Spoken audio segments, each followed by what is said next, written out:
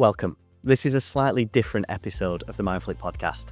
Over the last few conversations, we've spoken to leaders and performers from very different worlds, from sport, business and beyond, about the moments or turning points that shaped them.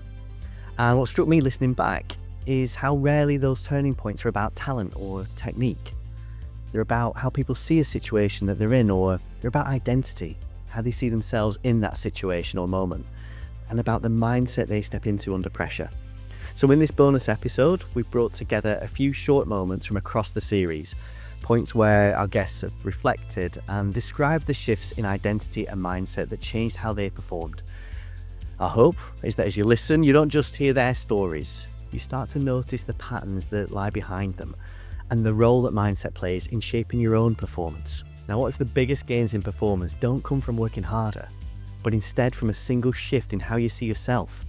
In this clip, Dr. Mark Bawden, performance psychologist and CEO of Mindflick, describes the mindset change that quietly underpins everything else.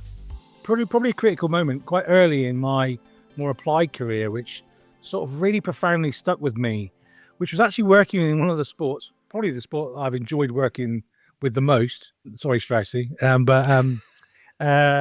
It's short track speed skating, actually. It was a sport I knew nothing about, never done.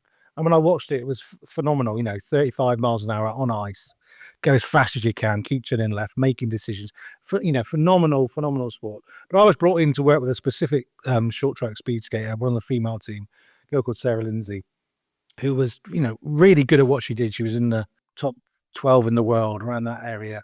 But, the issue that I was working with Sarah was trying to help her overcome sort of like decision making under pressure. Essentially, that's what were the areas we were working on, and we spent a long time looking at various different techniques over the course of a training season on how we can help her make those decisions in a way that was much less conscious. And I could give you the interventions. We went through so many things, everything from classic mental skills, using imagery, to taking responsibility away from her, to the coaches, looking at less conscious methods of decision making. But the net result was, by the end of that season, her performance had got worse. And it wasn't until we sat down with her and her coach and we reviewed her progress, we reflected on how is it that we've been working on these skills over the course of the whole season, and the problems maintained. And in fact, it's probably got worse because, she's not even particularly motivated to come to training now, because she's training on something, she doesn't enjoy, that she's not very good at. And we were talking about this one area that she was not great at, as if it was the big block to her moving forward.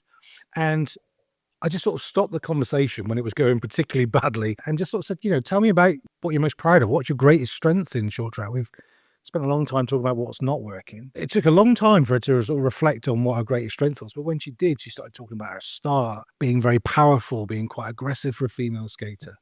And all of a sudden I saw her body language change, her mindset shifted. You could see her eyes shining again, talking about this could be something that could be a real game changer for me if I really invested in it. And I sort of sat there and I thought, how much time do we invest in this area? And it was pretty much the same as everything else that she was training. So we took the focus away from the one thing that wasn't working and put it onto the thing that she was thought could give her that greatest leap. And to cut a very long story short, that gave her a strength that made her want to train. She came in every day. She was more focused. She was certainly getting a lot more out of her racing. And the problem that we were working on sort of drifted away. It's because her confidence has grown. It was really quite powerful to see how focusing on something that was working and something that could be really great, really almost that area improved, but it also lifted up everything else. And it just made me think, how much time do we spend working on all the things that aren't working when actually growing some of the things that are could make such a big difference? It sounds like a really subtle thing, but it's such a profound thing, isn't it, to make that shift? If we were to ask you to give a bit of advice then to kind of a leader maybe listening to the podcast in terms of making that sort of shift, like what advice would it be? What should they stop doing? What should they start doing? Yeah, well, I think sometimes it's the most basic thing, is that what I have learned from working with athletes is the things that they are best at, they're often blind to. And you need other people to notice that. And yet it's very, very tempting to notice and to draw attention to things that aren't working. Yeah. They aren't the things. If you get those things working, they will improve you for sure. Yeah, improving those areas. But they're very rarely the things that are going to make the real difference. They're going to take you to world's best or, create a massive change the dial moment in performance.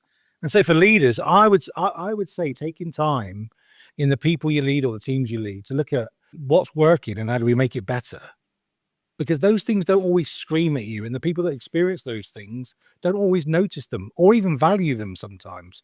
But sometimes those strengths, they're just lying dormant there, and we can invest so much effort in trying to fix the things that we think are broken.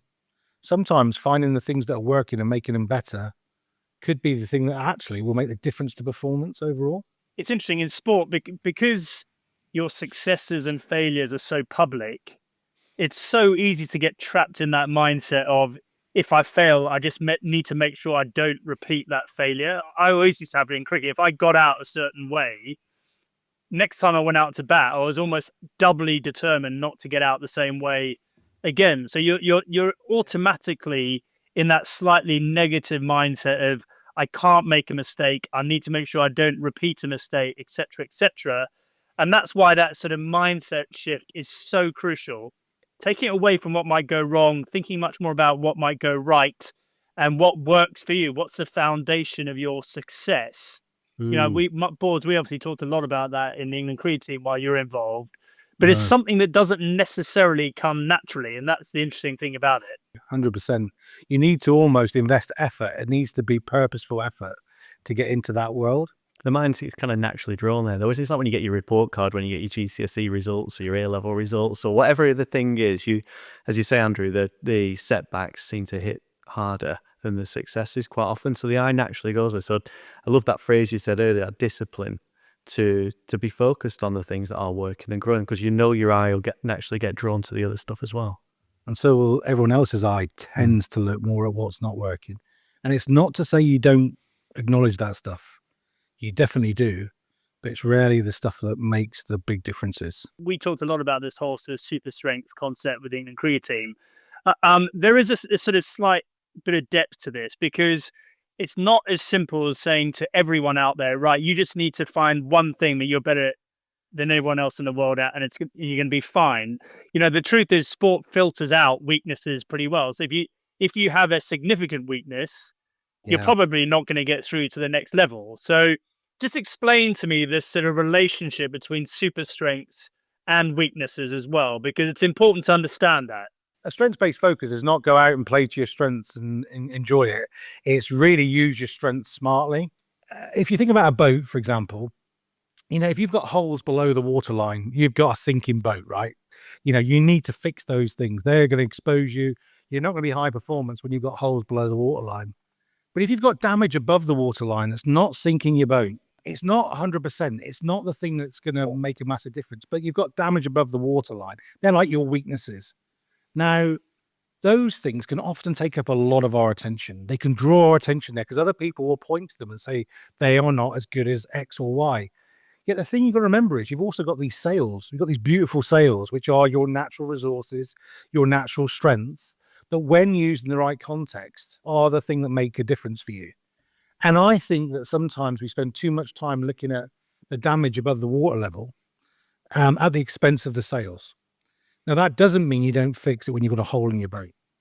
Because if you've got a hole in the boat and you release your sails, you just sink really fast. It just means you sink quicker. What I think people perceive sometimes is damage above the waterline as being holes in their boat.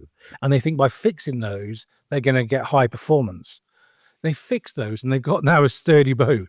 What they actually need is they need to actually release the thing that's going to transform them and take them forward. And going back to our boat metaphor, your sails are like represent your strengths, but the spinnaker, the sail that you use in the right conditions at the right time, is very much your super strength. It has to be used really smartly. You don't just use it willy-nilly, you use it in the right context. And many people don't even know what their strengths and sails are. They're boxed away whilst they're busy fixing things that aren't going to make a massive difference.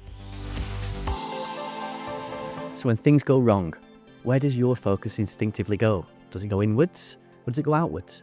In this next clip, possibly England's greatest batsman, Joe Root, reflects on the moment he realised that performance changed when the team came back into view.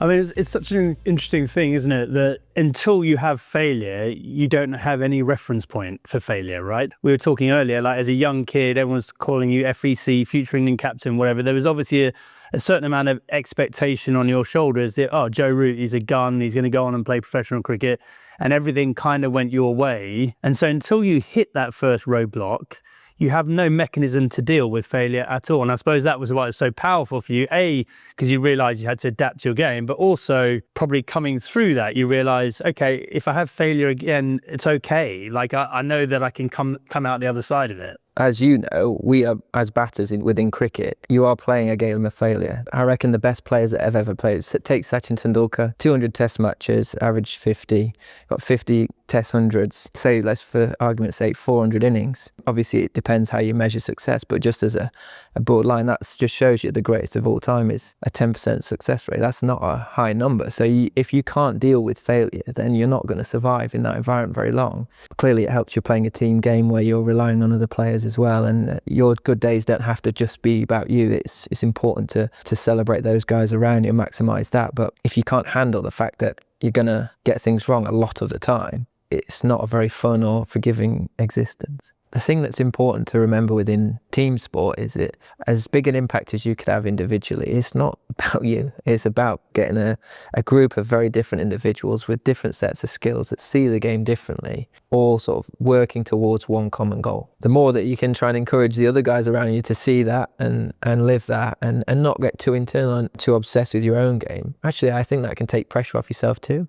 Because it isn't just about you. If there are ways that you can help the other guys around you, whether that's advice, whether that's sharing experiences, whether that's like, taking responsibility that might not be your fault in the media, and then, you're buying someone else a bit of time, then if you might have put the work in with one of the other batters and they go out and make a brilliant 100, and you knowing that you've been on that journey with them and you've aided them in that, and you can see them really enjoying that moment, that's really rewarding. So I think the most sustainable thing, the most rewarding thing, and the most beneficial thing for the group is to, what else can you do to bring the best out of the guys around you and get to where you want to get to as a team.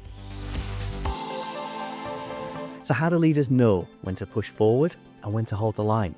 In this next clip, Penny Hughes, a phenomenal British business leader, explores the thinking that sits beneath decisive leadership when the stakes are high. My platform for my career really was the Coca-Cola Company, 10 years in total, and the last 3 years running Great Britain and Ireland. I was the first woman that had become a president of a region for the Coca-Cola Company, and by some distance the youngest. I think I was 28 at the time, and most of my peers were well into their 40s and 50s. And so that was quite daunting, really. But obviously, I was working in a company that trusted me and really decided that I could make the difference, so I could reach this role. I guess I was lucky because the company was the most admired company in the world for 3 years in a row when I was president of Great Britain and Ireland. I mean, as you know, Andrew, if you're part of a winning team, it makes it a little easier to be a winner yourself. But, one of the things the company taught me, I'm a marketeer by background. I tend to be, in football terms, the centre forward. And my boss at the time, we were just going through a session. He said, "Penny, you're the best centre forward I've ever worked with, but I need you to play centre back." and I think I've been learning how to play centre back since then, which is to be able to be both in attack and defence and see the world both from an opportunity, but also from a risk perspective. And so that really equipped me, I think, to take on that responsibility with some courage. That adapting of your role from centre forward to centre back, if you like. So often to adapt, we have to challenge something that we previously held to be true, and question it and that, reinforce that or challenge it with new information. Like what were the beliefs that you changed in making that shift? That you couldn't always go forward. You did sometimes have to kind of stop, adapt, manage a team, have different characters in the team that could help you understand where the risks were, where the pitfalls were. And that actually you needed to give them as much credibility and time and listen to them as much as you did people like you who wanted to put the ball in the net and wanted to win all the time. And you can't win all the time. You have to find different ways of winning. And so it really taught me about valuing different ways to think about the same problem. Interested to just get a feel for the culture at Coca-Cola, because you always have these sort of perceptions, one of the biggest companies in the world. Everyone says it has a very strong identity and culture. And from what you said, it was a very strong team environment. And I suppose when you are put in those sort of positions, to know that you've got that culture, that environment around you, that support around you is crucially important. Do you just want to sort of just talk a little bit about what makes the Coca-Cola company so unique? So during my time, we had an extraordinary CEO, Don Keogh, and just the clarity and warmth of his leadership allowed you to know what was important and to know that you were trusted to deliver. The company worked on the 3A strategy, make our brands more available, more acceptable, more affordable. I mean, that was as simple as it comes. And more than 1 million people could write their job objectives on that strategy. And so we had a common language, we had a common understanding of what success looks like. And then we just all played our part. And so it really was easy to know how to take decisions. So I'll give you a couple of examples. So during my time running Coke in the UK, the Berlin Wall came down. And the first thing that went across the Berlin Wall was a bottle of Coke. And Coke hadn't been much in Eastern Europe. That had mainly been Pepsi. And so we all understood this was a moment to refresh the world behind the Iron Curtain. And so it was an easy decision for those of us close to Germany and East Germany to decide that actually all of our best resources we needed to shift straight away to go and win in Eastern Europe. So some of my best people, some of my advertising dollars, some of my returnable bottles, everything went. And my task was to make sure that my business didn't suffer as a consequence of making sure that we won in a different part of the world. And actually, you get as much joy from seeing success somewhere else, knowing that you've played your part, as success, in your own business. So then also came along a really difficult moment where I became aware that one of our major customers, Sainsbury, was doing an own label cola with a can that looked like Coca-Cola. So before Atlanta had woken up, as soon as I knew that this was happening, I put legal injunction on one of my largest customers to stop them being able to roll out a look-alike cola in the same color, the same script, and so forth. Now, of course, Atlanta wakes up and thinks, goodness, Penny, what have you done? That's one of our major customers. But fortunately, the CEO kind of rang me up and said, brilliant. That protects the brand, and that's what we live for. And actually, I had the courage to do that because I knew that was the right thing to do. So when you're in that kind of environment, you are empowered to do the right thing. And it's really clear what the right thing is. What if sustained performance isn't about brilliance in pockets, but instead something more structural in nature? Gilad Tiefenbrunn, CEO of the iconic Lin products, shares the thinking behind keeping teams aligned and learning together over time. I was a young engineer working in London. My dad had always said to the three of us kids, we weren't to work in Lin and we were to go off and do our own things. I'd worked in a couple of different tech companies in London and found myself at a company called Symbian, which came out of the old Scion software. Do you remember the Scion organizers? Yeah. It's a great British company, Scion, and they spun off this software company that then was to produce the first smartphone operating system, getting ready for the prospect of having like the internet on your phone, basically. And it took, I don't know, a year or a year and a half. It's a big, big project. But somewhere near the end, the lead customer, who was Nokia, decided that they didn't need it. They'd done their market research. Their graphic designers and everyone else had decided that customers didn't want touchscreens and they wanted their mobile phones just to keep working the way they always did. And then, of course, we know what happened subsequently to that. Nokia went from 40% plus market share to just out of mobile phones altogether. Let's just go back to the good bit about this story, because I think you mentioned you had a very strong, good manager who allowed that team to function really well. I mean, what were your takeaways from that bit? So there were at least 40 different technology teams. And so those technologies would be things like the bit that works with the phone network, the bit that makes Bluetooth work, the bit that makes Wi-Fi work. So lots of teams, lots of complexity in bringing all that software together. If you think about traditional software projects and where they go wrong, is if you leave everything to the end and everyone says, well, I've done my bit, and then you try and bring all those bits of technology together, there's going to be all kinds of interoperability problems and stuff to iron out that will take at least as long as the original development. What I was doing was I was bringing the software together as early as possible and introduced sometimes every 2 weeks or every 4 weeks integration deadlines where you'd make it all work with what you had, and it forced people to plan their projects differently and go, right, what can we showcase that will work in 1 month's time and in 2 months' time and in 3 months' time? And so we had this ethos which we developed of it kind of always working, even if it was very partially featured. So the biggest sin would be to break the overall software. So you kept it working, you kept the teams in lockstep, and you kept integrating the software as you went along. That meant that you're not going to get some nasty surprise at the end of the project. Everybody could work together much better, frictions taken out of the project, predictability's baked in. From when I joined Symbian, they could get the operating system together once a year or maybe less, to a place where we said, no, we're going to be ready to ship every 2 weeks. So that was really the really valuable bit. The picture I get in my mind is like a conductor with an orchestra. You've got all the different parts, but of course, to practice, we're practicing together. And I remember we did a piece of work with a pit crew, Formula One pit crew. We had someone come in to talk about how orchestras practice, and they might practice at, a half pace, half speed, but we're all practicing at the same time. And it just made me think of that idea then. It doesn't matter. This thing is going to work. The whole thing's going to work throughout this process. It's going to get faster, but it's going to keep working. Yes. That's a good analogy. Yeah. It is a very good analogy, because my question was around siloed thinking, which is very dull and corporate, Pete. And I think you knocked it out of the park with that question. So well done there. I mean, the classic thing in projects is when you're 90% complete, you've got another 90% to go, right? And that is the reason that happens is because you haven't had this kind of constant integration. It's because people are just working in their groups and our technology works, so we're good.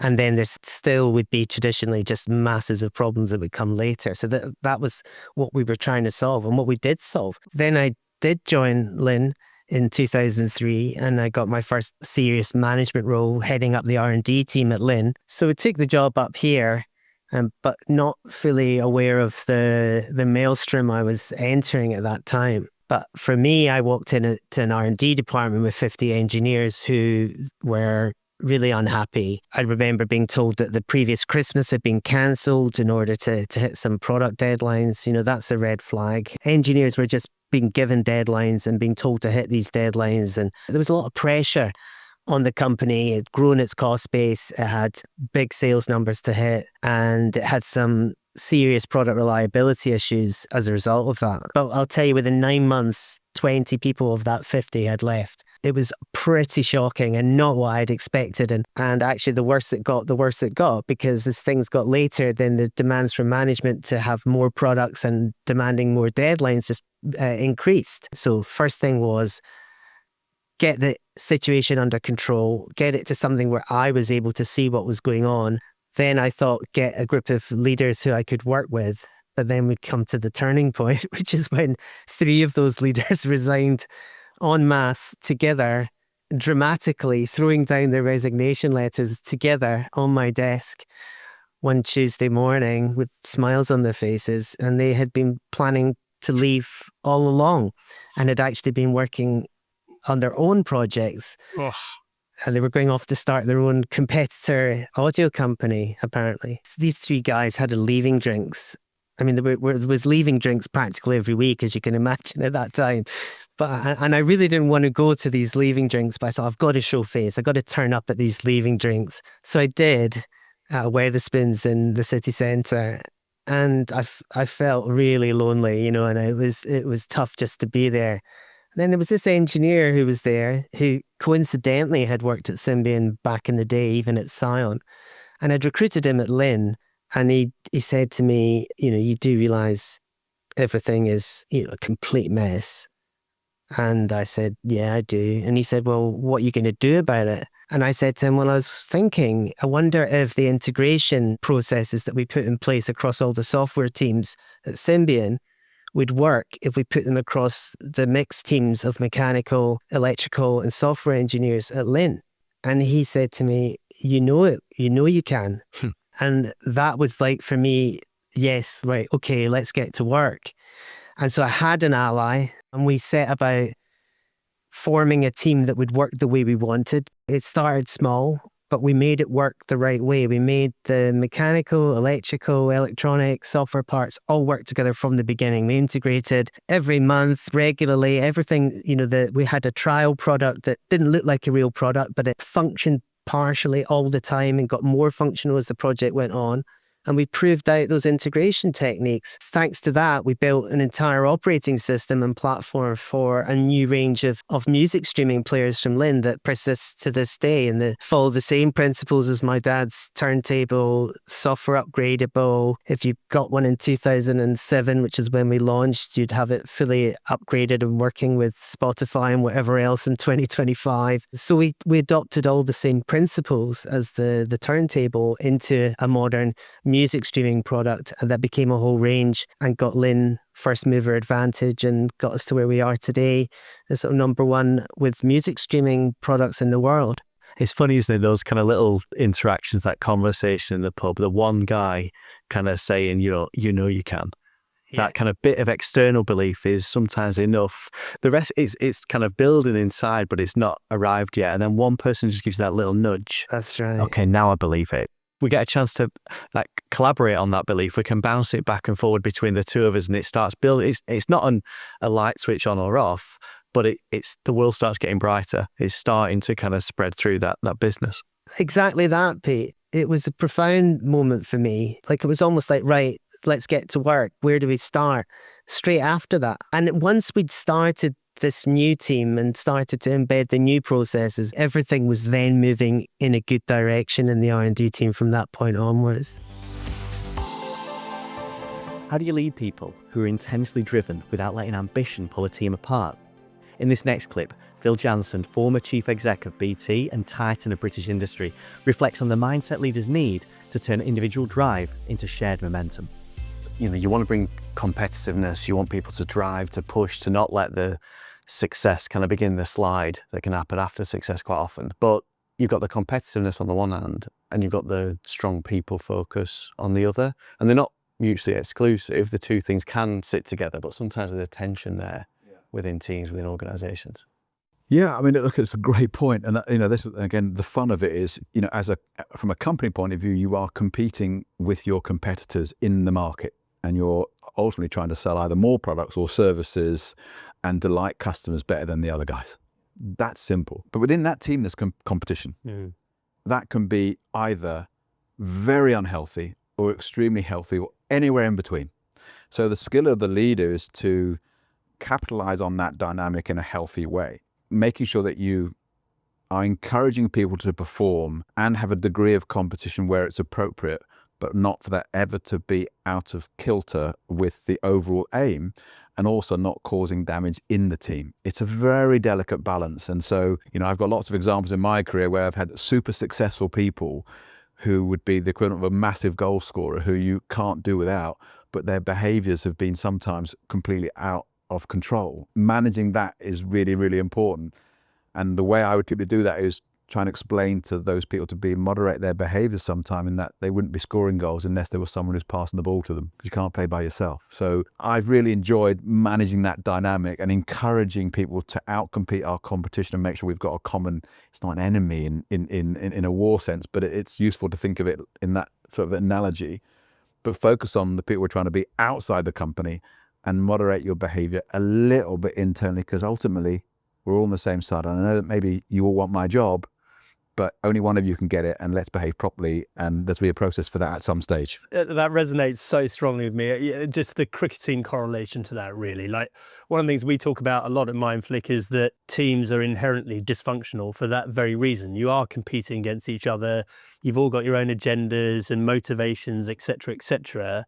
And that's why the value of a strong team environment is so crucial, because it takes people's focus away from what they want to what the team needs. But those cultures don't just exist. That's why you have to work hard on this stuff. And that is the crux of good leadership, isn't it? It is, but and I'll tell you the way I've handled it, and there's lots of different ways to be successful. I think, though, having said that, one of the ways that helps manage that dynamic, Straussy, is you want people who are hugely ambitious for themselves. That's a good thing.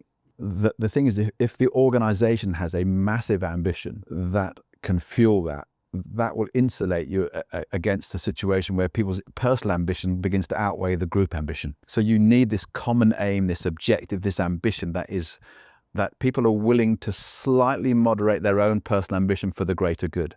Sometimes in business, economics can do that. So when you have a management team and they realize that actually, particularly at certain points in their career, that there are some commercial, financial benefits for them in behaving a certain way, they're willing to give up and say, well, maybe I won't take a bit more responsibility and let someone else do it who's better than me, because it will help us achieve our overall aim. So it's one of the things that business has, is it can align incentives, which I'm a great believer in, but it has to be done appropriately and fairly for all stakeholders. So I'm a big fan of massive ambition. And I really believe in if you as the leader don't start with a massive ambition, no one else will. So I've always done that. I've always started with huge ambition, and people always say, well, I'm right with you. I'm right with you. That's the way to go. But their conviction probably isn't necessarily the same as yours. So I would give you an example. I remember one time I had a group of people, probably a bit later in my career, came up with this target, and I said, I think we should get to this size, this revenue, this profitability, and everyone, the whole team, 12 of them went, yeah, absolutely, absolutely. So would you do me a favor? Could you now write down your contribution of that X 100 million, what it is? And so let's just say the number was, well, I want to get to 300 million. They wrote the number out, handed it in to me. I looked at it, 100 million. So they're all up for the 300 million. When I asked them for their part of it, it didn't get to a third of it. So what I did was I had made sure they were sitting in the right seats. I'd written on an envelope, strapped under their seat, what I thought their contribution should be. So it was a way for me to say, we all wanted this 300 million, but actually you think it's only 100.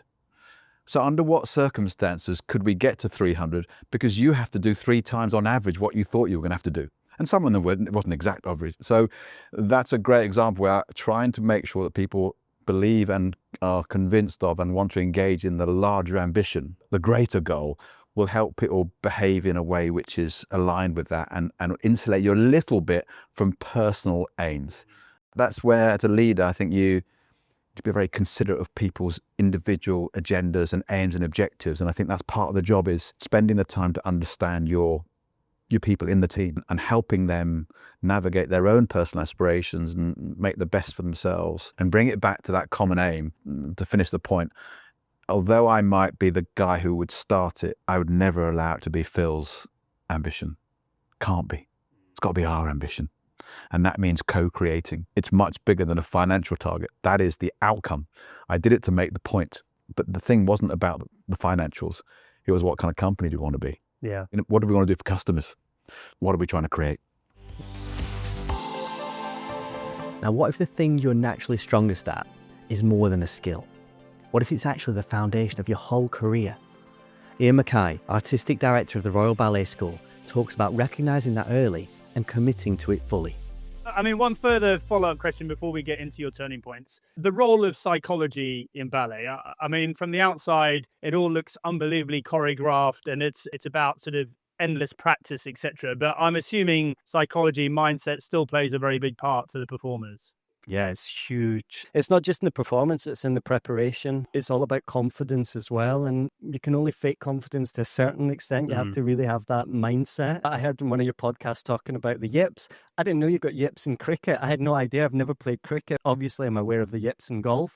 We get stage fright, you know, where dancers of all ages and all levels can become so terrified of actually going on and doing that one thing that they have been training and love. And, you know, so in terms of sports psychology and performance psychology, it's massive. And then you get to injuries, you get to, you know, the complexities of the competition level that you're up against in terms of your peers. All of it comes down to a mindset. It's really obvious in things like ballet. It's not always the ones that are best at it that achieve the greatest things.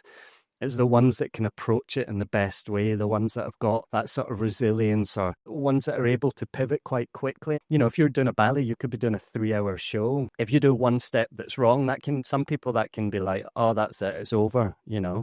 It's like an own goal at the start. Well, you can put your head down, or you can actually say, well, I've still got another 2 hours, 55 minutes, and I need to sort of deliver, you know, a performance essentially. So yeah, the mindset is huge.